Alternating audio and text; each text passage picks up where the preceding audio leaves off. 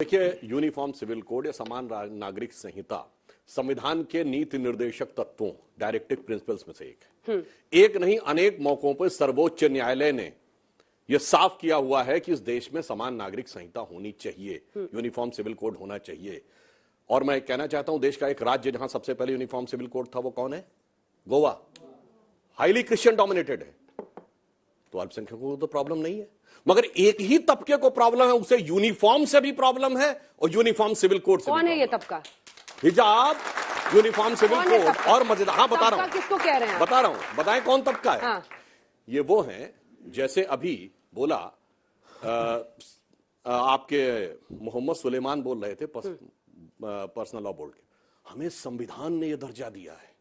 इसलिए मैं कह रहा हूं, सबसे बड़ी समस्या जानते हैं क्या है? मैं चैलेंज करके पूछता हूं, एक सेकुलर देश बताओ भाई, जहां पर संविधान में पर्सनल लॉ बोर्ड मुस्लिम पर्सनल लॉ बोर्ड हो। एक सेकुलर देश बताओ जहां वक्फ बोर्ड को स्पेशल स्टेटस प्राप्त हो। एक सेकुलर देश बताओ जहां मौलवियों को तनख्वाह मिलती हो। और एक देश बताओ जहां मदरसों को फंडिंग होती हो। इसलिए मैं कह रहा हूं, ये 2014 आप ही तो कहते हैं आपका भारत महान है, तो अच्छी बात है, नहीं सब कर रहे हैं आप। इसलिए 2014 से पहले यह देश ट्रू सेकुलर नहीं था। हाँ। यह आंशिक मुस्लिम राष्ट्र था, क्योंकि मैं चैलेंज करके कह रहा हूं, ये सारे प्रावधान सिर्फ मुस्लिम राष्ट्रों में हैं। एक सेकुलर देश बता दीजिए इन चारों में से कुछ भी होता हो। इसी जनवरी में 3 महीने पहले की बात है, हाईकोर्ट में एक पिटीशन अश्विनी उपाध्याय की पड़ी हुई है। उसका जवाब, उसमें सेंट्रल गवर्नमेंट पार्टी है, कोई जवाब नहीं देते हैं। 3 साल हो गया है। इनका स्टैंड क्या है?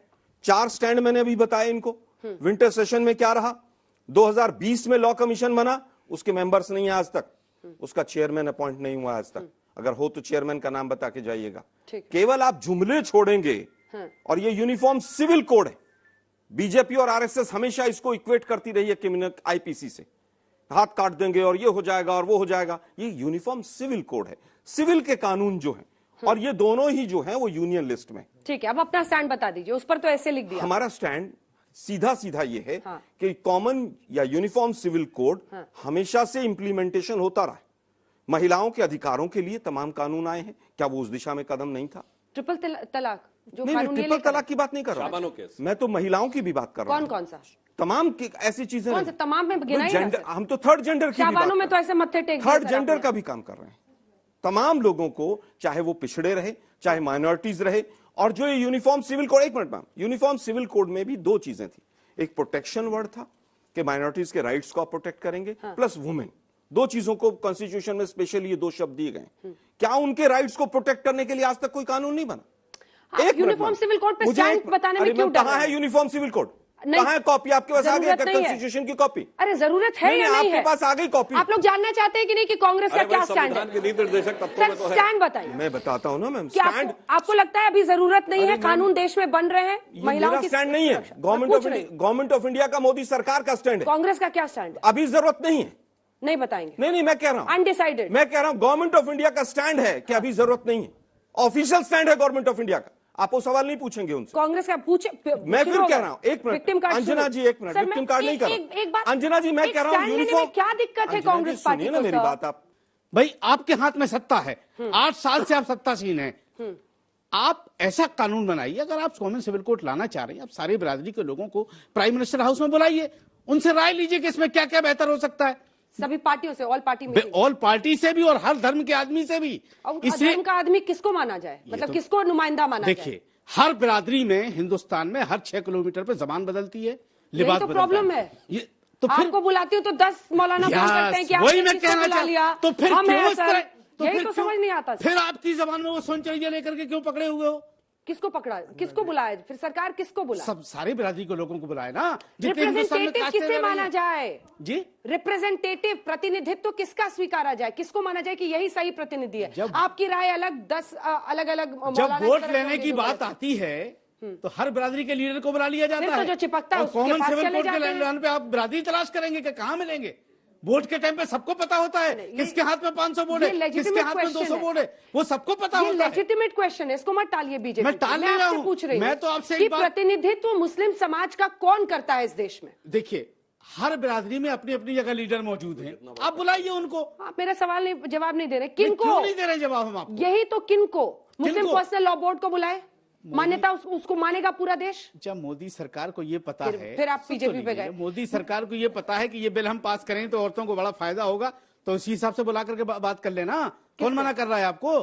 सब कुछ तो, अरे आईबी आपके हाथ में है, आप आईबी से सर्वे करा लो किसको बुलाना है किसको नहीं बुलाना है। आईबी से सर्वे करा के बनाए कि मुस्लिम समाज से किसको उससे पता चल जाएगा कि कितने लोग पक्ष में कितने लोग पक्ष में नहीं है। ठीक है, और जो नहीं हो उसकी गर्दन दबा करके पूछ लीजिए। समस्या जानते क्या थी? इन्होंने जो बोला था स्लोली स्लोली, उसी में सारा कहानी है। स्लोली जानते क्या हुआ? नेहरू के जमाने में मदरसे आए, इंदिरा जी के जमाने में Muslim personal law board 1970, Rajiv Gandhi के जमाने में शरिया सर्वोच्च न्यायालय के ऊपर, नरसिम्हा राव के जमाने में धर्म स्थल विधेयक, बेटा मंदिर टूट गए कश्मीर में तो नहीं बदल सकते, बाकी इन बदलेंगे। सब के बावजूद और भी मुसलमानों को मनमोहन संसद सिंह में के जमाने में मुस्लिम should have first right of the national resource of India. ये स्लोली मुस्लिम राष्ट्र की तरफ बढ़ रहे थे। ये मैंने 5 उदाहरण बताए, एक को भी एक काट दे तो मैं कुछ नहीं मिला, सब कुछ मुसलमानों के जल्दी नाम से, पे हुआ। जल्दी से। और मिली सच्चा रिपोर्ट। मेरा सवाल आलोक जी से है। सर, आपने पहले धारा 370 का विरोध किया, फिर 3 तलाक का विरोध किया, और आप यूनिफॉर्म सिविल कोड का विरोध करेंगे। आपकी क्या हालत हुई? इस देश की जनता देख रही है, आप सारे राज्यों में चुनाव हार रहे हैं। अब ऐसी क्या मजबूरी है, आप इन कानून का लगातार विरोध कर रहे हैं? अब कितने राज्यों में चुनाव हारेंगे आप? मैम, मेरा सवाल मौलाना साहब से है। इन्होंने कहा कि मतलब अगर गवर्नमेंट कोई अच्छी चीज लाना चाहती है जो देश के लिए सही है तो उसको सीधे लेकर आना चाहिए उस चीज को। तो फिर इसमें प्रॉब्लम क्या है जो अभी जो ये लाना चाह रही है कि एक रूल हो सबके लिए, एक नियम हो, तो इसमें दिक्कत क्या है? ये तो अच्छी चीज है ना कि ले आए ना, कौन मना कर रहा है? फिर बाद में समझाते ना फिर। मेरे कहने का मतलब वो है इसमें दिक्कत कि क्या है? फिर वही मंत्रियों बात की है ना, कमेटियां बनाए, समझाने की सांसदों जरूरत क्या है ये कि जाओ बताइए। समझाओ। बच्ची ये पूछ रही है कि कल को फिर कहीं बैठ जाएंगे सड़क पे, फिर जनता को दिक्कत होगी ट्रैफिक में। तो आज बताइए ना क्या दिक्कत है, ताकि मीडिया के जरिए सवाल तो पूछा जाए कि ये दिक्कत है, ये क्यों कर रहे हैं। बिल्कुल ठीक। दिक्कत तो बताइए। बैठिए, हमारे बस यहाँ बैठिए, अगला सवाल हमारे कीजिए। आइए, आइए। नहीं, उसको जवाब सुनिए। हाँ बोलिए, आप जवाब दीजिए। हमारे यहाँ दिक्कत क्या है? हिंदुस्तान ने हर चीज पर जायज तरीके से एहतजाज करने का, धरना प्रदर्शन करने का फिर आप आदेश गलत दिया है। खत्म हो गई जवाब बात। छोड़ के जब फिर कोई आप चीज कुछ और- गलत होगी तो लोग रोड पर मतलब आप वो उतरेंगे। गलत ले आए, जब फिर लोग आप हल्ला जब करें, गलत विरोध करें। होगा तो लोग रोड अभी पर उतरेंगे। बताइए ना सर, लड़की पूछ रही है क्या प्रॉब्लम है उसमें? बता तो मैं दिया कि ले प्रॉब्लम आओ, बता तो दूं। कौन रोक रहा है?